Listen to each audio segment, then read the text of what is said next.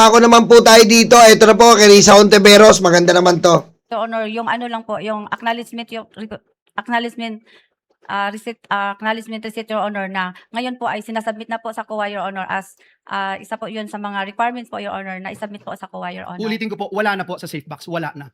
Wala na po, Your Honor. Salamat po, nasubmit na Mr. President. Thank you, Mr. Presiding Officer. Thank you, Madam Witness. Thank you, Senator Judge Villanueva. Senator Judge Ontiveros, you may proceed when you're ready, ma'am. You have 2 minutes.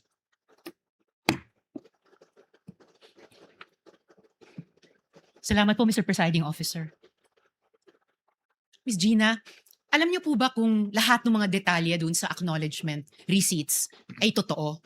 Yung petsa, kung kailan binayaran ang isang produkto o serbisyo, kung saan po binili o binayaran ito, kung ano yung item na yon, at saka yung halaga. Alam niyo ba kung totoo lahat ng mga yon sa mga ARs? Nag-rely po ako sa security officer, ma'am, na si Colonel Lachica, ma'am, kasi siya po ang nag-implement, ma'am, ng mga activities regarding po in relation po sa confidential operation, ma'am. Kaya ako rin po tinatanong itong mga ARs kasi noon, may finlash po na AR na may pangalang Clarice Ontiveros. Di ba po? Oh. Ang nakakagulat po, Miss Gina, yung petsa kung kailan daw binayaran ang Clarice Ontiveros ay February 24, 2023. Petsa po ng birthday ko. Yun! Yari! Ha ha ha! Sapol! Napakalaking coincidence po. May reaction o comment po ba kayo sa ganong pambihirang detalye ng petsa? Tinanong ko na yung mga ganyan po na ERs, ma'am, biniverify at biniverify ko po kay Colonel Lachica. Tapos ang sagot ni Colonel Lachica, Ma'am Gina, sensitive information po yon at saka confidential in nature. At saka din siya naman po, ma'am, ang may alam. Siya po ang nag-implement po ng mga activities na in relation po sa confidential fund. At siya po ang itinalaga ni Vice President Sara Duterte na security officer po. So tinanong at binerify nyo ito na yung petsa nung AR kay Clarice Ontiveros ay birthday ko. Napansin nyo rin pala po na wow, parehong birthday dun sa isang Ontiveros. Hindi ko po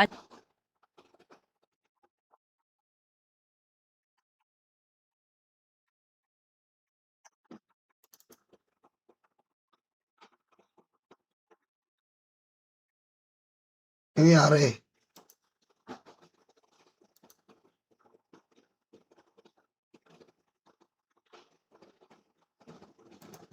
Produkto o serbisyo, kung saan po binili o binayaran ito, kung ano yung item na yon, at saka yung halaga.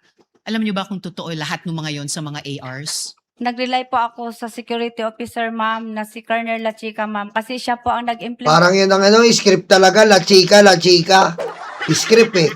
ma'am, ng mga activities regarding po in relation po sa confidential operation, ma'am. Kaya ako rin po tinatanong itong mga ARs kasi noon, may finlash po na AR na may pangalang Clarice Ontiveros. At biniverify ko po kay Colonel Lachica. Tapos ang sagot ni Colonel Lachica, Ma'am Gina, sensitive information po yon at saka confidential in nature. At saka din siya naman po, ma'am, ang may alam. Siya po ang nag-implement po ng mga activities na in relation po sa confidential fund. At siya po ang itinalaga ni Vice President Sara Duterte na security officer po. So tinanong at binerify nyo ito na yung petsa nung AR kay Clarice Ontiveros ay birthday ko. Napansin nyo rin pala po na wow, parehong birthday dun sa isang Ontiveros. Grabe, no? Hindi ko po alam na birthday po yun, ma'am. Sabi nyo kasi tinanong nyo at binerify nyo kay Colonel Lachica. Tinanong ko lang po kasi may iba pong ERs doon, ma'am, na wala pong firma, meron pong name. Ang iba po, walang date. Ang iba po, hindi po mabasa masyado ang pangalan, ma'am. Pero itong isang petsa, basang-basa. Anyway, ang pinaka-importante kong pangutana sa inyo, Miss Gina, no? May nagsasabi na dahil kayo ang SDO, kayo ang payee ng cash advance, kayo lang dapat ang accountable sa confidential funds. Ayan, si Aimee. Si Aimee. Bobo yan si Aimee. Michael Jackson. Si Amy. Sinisisi na lang si pusang ina mo, Amy. Sinisisi mo lang si Gina Acosta. Ito. Tinatanggap niyo po ba iyon? Yes po, kay bilang SDO po, ako po ang accountable officer, ma'am. So, kung wala pong alam si Colonel La Chica, kung wala pong alam si VP Sara Duterte sa paggamit nito, kung hindi ma-explain kung saan napunta ang pera, kayo lang ang mananagot. Tama po ba yun? Meron naman pong itinalaga si Vice President, ma'am, na si Colonel La Chica na magiging security officer po, ma'am, na siya po ang mag-implement, ma'am, kasi wala po akong eksperto, ma'am, kung paano po i-implement ang mga confidential activities po on the ground, ma'am. Miss Gina, wala naman pong implementing officer sa memo circular, wala pong implementing officer sa ibang mga dokumento. Ang importanteng job doon na kayo ang nagpupuno ay accountable officer. So, okay lang po ba yon na kung may mapatunayang ibang nagkasala, kayo ang mapaparusahan Patay. para doon? Ibig sabihin, ma'am, kung may mga mali po doon, sa akin po ang responsibilidad na accountable po sa akin po. Kapag may mali doon, kanina sinabi nyo si VP Sara ang nagdesisyon na i-withdraw ang in cash ang total over 4 quarters ng 500 million pesos. Kanina sinabi nyo na si VP Sara ang nagdesisyon kanino ito ibibigay sa Colonel La Chica. Kung mapatunayan na mali yung mga ginawang iyon ni VP Sara, okay lang ba sa inyo na kayo ang mapaparusahan sa desisyon ng iba? Kasi ako po ang accountable officer, ma'am. So okay lang po sa inyo, kayo po ang sasalo ng sisi ng iba. Kindly wind up, Senator Judge. Winding up, Mr. Presiding Officer. Tama, fair po ba yon? May ibang nagdesisyon. Si Sara ang nagnakaw, ikaw ang sasalo. Yan na. Di ba? Si Sara ang nagnakaw, ikaw ang sasalo. Sapul ka dyan. May ibang nagpagawa. Kaya lang kayo yung nakalagay dun sa blanco na accountable officer.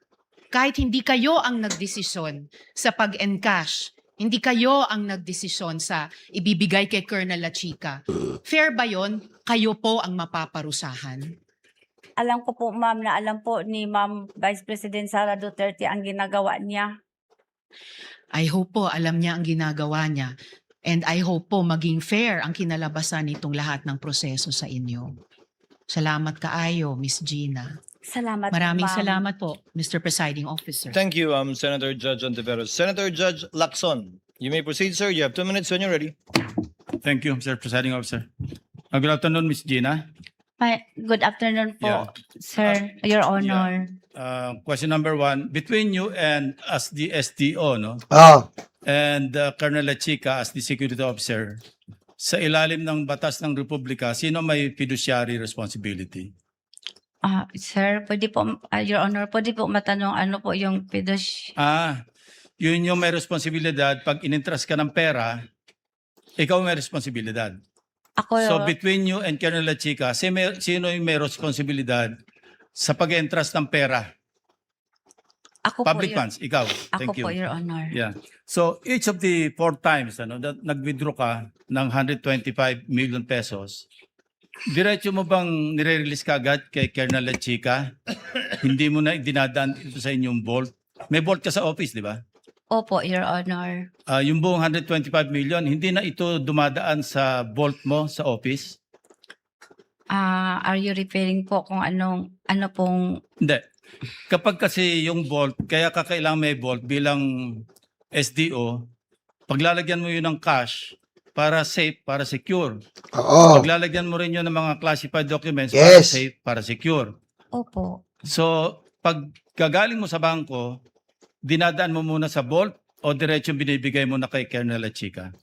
Pag na-encash na po ang cheque, Your Honor, habang papauwi po ako, tawagan ko po si Colonel La Chica na Hindi, pakisagot lang. na-encash na po. Dumadaan ba sa vault ng office mo o diretso kay Colonel? Yung first po na withdrawal, Your Honor, for 2022 po, hindi na po naipasok sa vault, Your Honor. Yung pangalawa, pangatlo, pang-apat. Half-half po, Your Honor. Paano yung half-half? So, yung 2023, Kalahati ng 125 kay Colonel, kalahati. hindi po, Your Sa vault. Honor. Ganito po, Your Honor. Sige. Yung 2023 po, Your Honor, ganun pa rin ang ginagawa ko, Your Honor. I-inform ang Vice Presidente na na-encash ko na ang cheque. And then, I also called up Security Officer Colonel La Chica na na-encash ko na ang cheque. Then, agad po, magpunta po, magsagot po sa akin si Colonel La Chica na, yes, Ma'am Gina, pupunta ako. Pero beforehand pa po, Your Honor, nagbigay po ng advance ng copy si Colonel La Chica sa mga expenses na to be incurred na Hindi, yun ang tanong tinatawag ko, ko. Your Honor, yung object of Wag expenditures, mo na Your haluan ng Honor. iba, Miss Gina. No? Ang tanong ko lang, yung mismong cash, each of the 4 times na nag-withdraw ka, diretso yung 125 billion kay Colonel La Chica o meron ka pinasok sa vault? Yung, Lahat. yung, Each of the 4 times. hindi, lahat, yung last quarter po of 2022, Your Honor, lahat po ng 125 million, nirelease ko po kay Colonel La Chica. Pero yung first quarter po ng 2022, Your Honor, ang hinihingi lang po, ang nirelease ko lang po kay Colonel La Chica based sa kanyang object of expenditures is mga around 80 million lang po, Your Honor. Di ko kabisado po, Your Honor, kung ang exact amount, Your Honor. Basta mga 80 million plus or more, Your Okay. Honor. Yung sumunod na quarter. Then, after that, Your Honor, mag-submit siya sa akin ng fund utilization Then, report, Your after Honor. withdrawal, After withdrawal, Yeah. yung second quarter, Your Honor, ng 2023, 3 times ko na po na-release kay Colonel La Chica. And same also with the third quarter of 2023, 3 times ko po 3 na-release. tranches. Three Tranches. times. 3 tranches. Tranches. So, okay, lipat na tayo ng topic. Kasi sa pagkaalam ko, and assume, alam mo rin ito, no? Kapag purchase ng supplies, maski paggamitin sa confidential activities, kailangan may official receipts, may sales invoices. Di ba? Napirmado ng totoong tao, hindi alias. Tama. Supplies, Ayan na. hindi yung purchase information.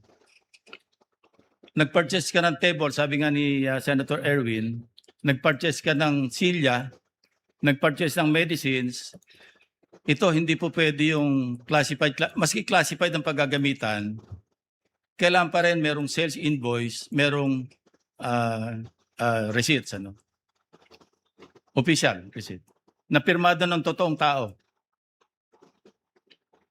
Do you agree?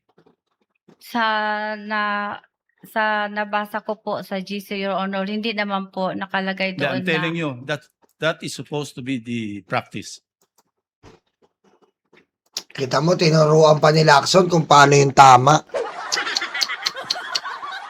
Grabe, no?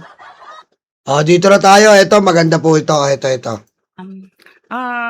Pwede mo bang sabihin o alam kung kinuha, inangkin, inagaw ni VP kahit isang sentimo nitong confidential funds na to? Pusang ina mo, Ivy Bobo!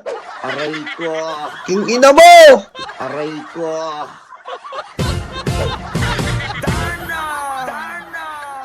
Aray ko!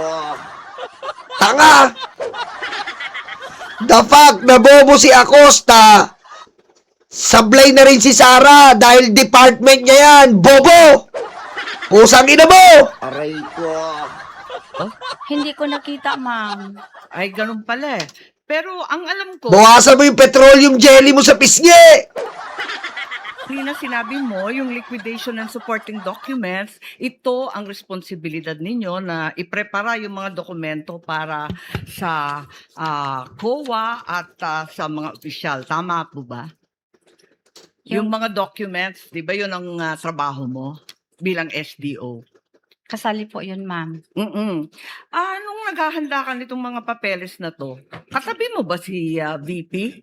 Para tignan yung mga Putang inang talong yan, Amy. Pambobo yan, Michael Jackson. Ow! Aray ko! Alam mo, Amy, yung ilong mo, para yung gulong flat. Ayusin mo. Para maayos yung paghinga mo, hayop ka, baba! Aray ko. Ina mo, Mami Twillier, shout out. Aurelio Ortega, Adelaida Esteban. Ang libu-libong mga dokumento tungkol sa confidential funds. Nandun ba siya? Wala po siya, ma'am. Nagbibase lang po ako. Kahit wala si Sara doon, Amy, department niya yan, bobong senador na inutil na mahaba-baba, platang ilong. Aray ko. Ma'am, po paano yung gagawin po doon sa GC, ma'am? Tinitignan ba niya yung bawat isa ng mga acknowledgement receipt, yung iba't iba pang papel for personal authentication? Tinitignan ba niya yan? Basta, ma'am, yung mga acknowledgement receipt, ma'am, galing po yun kay security officer, ma'am, at binigay po niya sa akin, ma'am. At siya bang nagbigay sa iyo? Inabot ba niya yung mga resibong yan na tinatanong ngayon ng prosecution? Inabot po sa akin, ma'am, na naka-envelope po ng brown envelope ni security officer, ma'am, na si Colonel La Chica, ma'am. Si Colonel La Chica at hindi si VP Sara ang nagbigay sa inyo ng mga papeles. Siya ba ang kumuha ng mga signature? Anong gagawin niya, Sara, signature? Tanga ka pala eh. Yung ina mo. Yung mga nakapirma sa resibo? Si Colonel La Chica po ang security officer, ma'am, at siya po ang nag-implement, ma'am, ng mga various confidential activities po, ma'am, on the ground. May nakita ba kayo na may kaduda-duda, alanganin, kakaiba sa mga dokumento sa Yung pisngi mo, kaduda-duda, pati yung ilong mo. King ina mo, may petroleum jelly, king ina ka. Aray ko. Ha? Yung kaduda-duda, yung pisngi mo.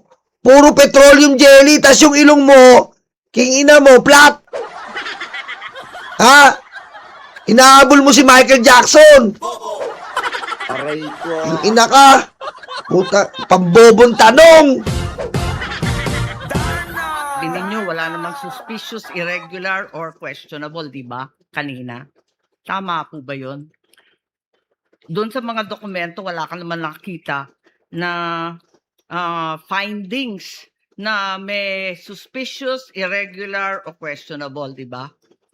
May ano po lang yun, ma'am, yung mga walang name, walang perma, walang date. At biniverify ko po yun kay security officer po, ma'am, na si Colonel La Chica. So, binuno ninyo to at tinama.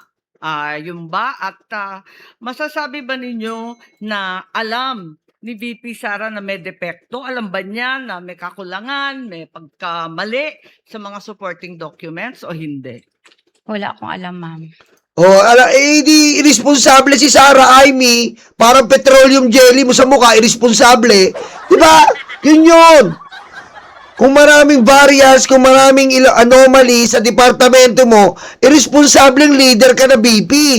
Yun, parang mukha mo, irresponsibleng petroleum jelly. Tangina mo.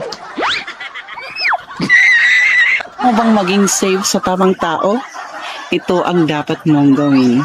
First step, second steps, helmet.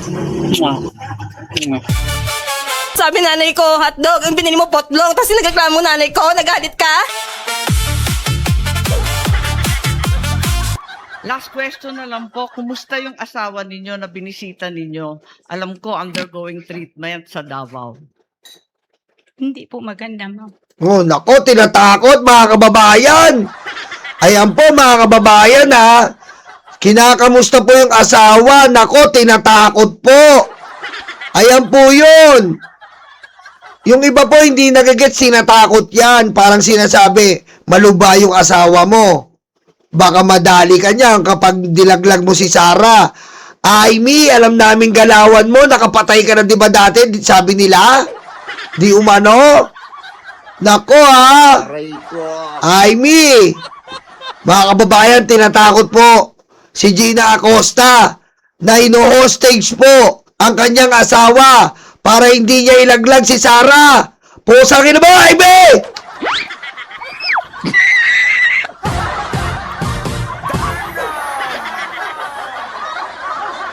Ayan po, mga kababayan, oh. I'm sorry. Oh. I'm sorry also, pinagdadasal Pakaila ko, namin ma'am. siya. I'm sorry.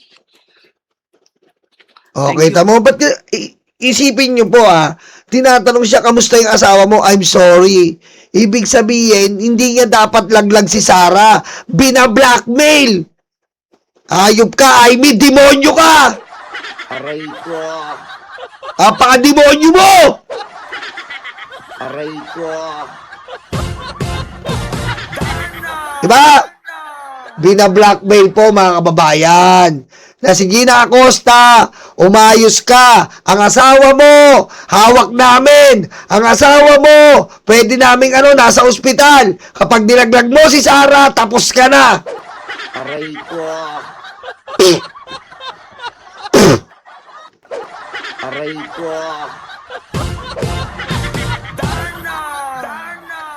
Ayan po mga kababayan, kitang-kita nyo, rinig na rinig nyo ang pagbablackmail ni Amin at si Sarah. Magkasabwat po yan. Magkasabwat siya mga kababayan. Kaya kayo, mag-like kayo. Mag-like kayo.